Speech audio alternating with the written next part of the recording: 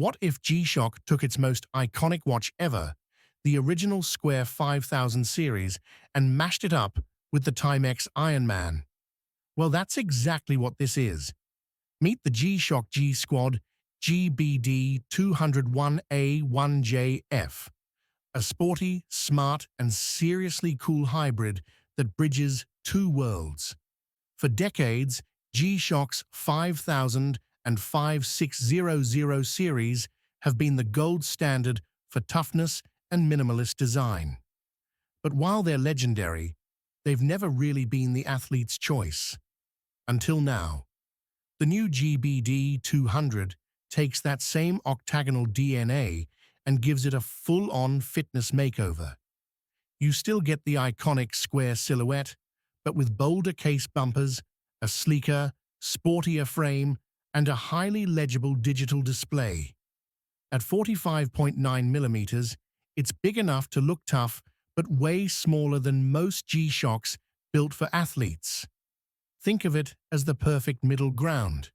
Compact enough for everyday wear, rugged enough for serious training. Don't let the retro styling fool you. This watch is loaded with tech. Inside, you get an onboard accelerometer, distance and pace tracking, calorie burn estimates, and even smartphone GPS syncing for ultra-accurate results. It's a digital athlete's dream, perfect for runners, hikers, or anyone who loves data-driven workouts.